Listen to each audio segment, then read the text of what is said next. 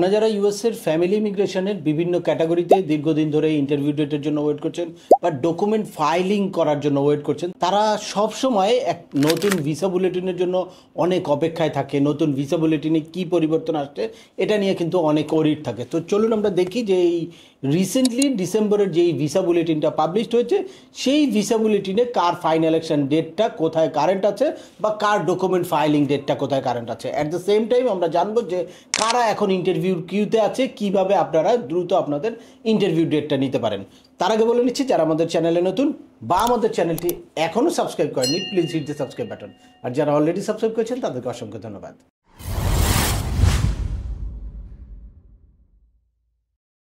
Welcome back. আপনাদের সাথে আছে আমি সেমাউনি বাহার। আমাদের এই চ্যানেলে ইউএসএর ফ্যামিলি ইমিগ্রেশনের একেবারে I-130 পিটিশন ফাইল করা থেকে শুরু করে ইন্টারভিউর প্রিপারেশন পর্যন্ত details step by step video আছে। অ্যাট দ্য সেম টাইম কী কারণে আপনাদের কেসটা বাতিল হতে পারে বা কিভাবে আপনাদের চাইল্ডের এইজ আউট থেকে আপনারা অ্যাভয়েড করতে পারেন, অ্যাট দ্য সেম টাইম কীভাবে আপনারা কেসটাকে এক্সপার্টাইট করতে পারেন, দ্রুত ইন্টারভিউ ডেট নিতে পারেন, সেই সংক্রান্ত হিউজ ইনফরমেটিভ ভিডিও আছে। আপনারা যারা যেই টপিক্সে ইন্টারেস্টেড দয়া করে ওই রিলেটেড সকল ভিডিওগুলো দেখবেন। এরপর ছোটোখাটো প্রশ্ন থাকলে ভিডিওর নিচে কমেন্টস করবেন। আর তারপরেও একান্ত কোনো ব্যক্তিগত পরামর্শ বা আমাদের কোনো সার্ভিস নিতে চাইলে ডিসক্রিপশানে থাকা হোয়াটসঅ্যাপ নাম্বারে অ্যাপয়েন্টমেন্ট বুক করে সরাসরি যোগাযোগ করতে পারেন। অ্যাট দ্য সেম টাইম আমাদেরকে ইমেল করতে পারেন এবং আমাদের ইউটিউব ও ফেসবুক পেজগুলো ফলো করে সবসময় আমাদের সাথে যুক্ত থাকতে পারেন। এনিওয়ে চলে আসি আজকের মূল আলোচনায়। রিসেন্টলি ডিসেম্বর 2025 নতুন ভিসা বুলেটিনটা পাবলিশড হয়েছে। তো সেই ভিসা বুলেটিনে কি পরিবর্তন আসলো বা এর আগের সাথে এই ভিসা বুলেটিনের কি পার্থক্য সেটা আমরা দেখব। এছাড়াও আপনাদের ভিসা বুলেটিনটা দেখে কিভাবে আপনারা বুঝবেন যে আপনাদের প্রায়োরিটি ডেট কারেন্ট হয়েছে কিনা, আপনারা কে কোন ক্যাটাগরিতে, এটাও বুঝতে পারবেন। তো চলুন সরাসরি আমরা ডিসেম্বরের ভিসা বুলেটিনের ফাইনাল অ্যাকশন ডেটটা প্রথমেই দেখব। এই যে প্রথমে আপনারা দেখতে পাচ্ছেন F1 ক্যাটাগরি। F1 ক্যাটাগরি হচ্ছে unmarried son and daughter of US citizen. F1 ক্যাটাগরির ফাইনাল অ্যাকশন ডেটটা কারেন্ট আছে হচ্ছে 8 নভেম্বর 2016। এরপরে আছে হচ্ছে F2A ক্যাটাগরি। F2A ক্যাটাগরি হচ্ছে spouse and children of permanent residence বা গ্রিন কার্ড হোল্ডার। F2A ক্যাটাগরির ফাইনাল অ্যাকশন ডেটটা এখন কারেন্ট আছে হচ্ছে 1 ফেব্রুয়ারি 2024। এরপরে আছে F2B ক্যাটাগরি। F2B ক্যাটাগরি হচ্ছে unmarried son and daughter of ইউএসএর পার্মানেন্ট রেসিডেন্স হোল্ডার বা গ্রিন কার্ড হোল্ডার। F2B ক্যাটাগরির ফাইনাল অ্যাকশন ডেটটা কারেন্ট আছে হচ্ছে 1 ডিসেম্বর 2016। এরপরে F3 ক্যাটাগরি হচ্ছে ইউএস সিটিজেনের ম্যারিড চাইল্ড। এই ম্যারিড চাইল্ডের যেই ক্যাটাগরি F3 ক্যাটাগরির ফাইনাল অ্যাকশন ডেটটা কারেন্ট আছে হচ্ছে 1 সেপ্টেম্বর 2011। আর ফাইনালি F4 ক্যাটাগরি, এই F4 ক্যাটাগরির ফাইনাল অ্যাকশন ডেট কারেন্ট আছে হচ্ছে 8 জানুয়ারি 2008। অর্থাৎ এই ফাইনাল অ্যাকশন ডেটটা যাদের কারেন্ট আছে তারাই কিন্তু এখন ইন্টারভিউর কিউতে আছে। যদিও এই প্যান্ডামিক সিচুয়েশনের পরবর্তী সময়ে ফাইনাল অ্যাকশন ডেটের পরেও আরও একটা জিনিস আপনাদের বিবেচনায় আনতে হবে, এটা আমি একদম কমপ্লিটলি ভিডিওর লাস্টে শেয়ার করব। তো এই ফাইনাল অ্যাকশন ডেটটা যাদের কারেন্ট আছে তারা কিন্তু মোটামুটি বুঝতে পারেন যে আপনারা ইন্টারভিউর কিউতে আছেন। আর এই ফাইনাল অ্যাকশন ডেটে ডিসেম্বরের ভিসা বুলেটিন অনুযায়ী তেমন কোনো পরিবর্তনই আসে নাই। জাস্ট নভেম্বরের যেই ভিসা বুলেটিনটা ছিল সেইটাই রিপিট করা হয়েছে। আপনারা জানেন যে এর আগে নভেম্বরেও তেমন একটা পরিবর্তন আসে নাই, শুধুমাত্র F2B ক্যাটাগরিতে 1 মাসের মধ্যে একটা চেঞ্জ আসছিল।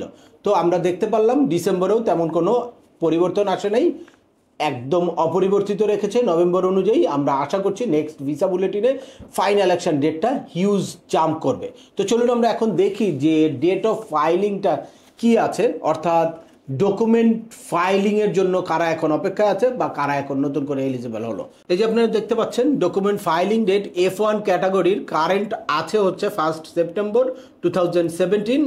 F2A ক্যাটাগরির হচ্ছে 22 নভেম্বর 2025। F2B ক্যাটাগরির হচ্ছে 1 মার্চ 2017। F3 ক্যাটাগরির হচ্ছে 22 জুলাই 2012 এবং ফাইনালি F4 ক্যাটাগরি হচ্ছে 1 মার্চ 2009। এই ডকুমেন্ট ফাইলিং ডেটের মধ্যে জাস্ট একটা ক্যাটাগরিতে এই ডিসেম্বরের ভিসা বুলেটিনে কিছু পরিবর্তন এসেছে, সেটা হচ্ছে F2A ক্যাটাগরি। এইটা এখন আছে 22 নভেম্বর 2025, যেটা এর আগে ছিল 22 অক্টোবর 2025। অর্থাৎ F2A ক্যাটাগরি 30 ডেজ জাম্প করেছে। আর এছাড়া অন্য কোনো ক্যাটাগরি ডকুমেন্ট ফাইলিং ডেটেও কোনো রকম কোনো পরিবর্তন আসে নাই।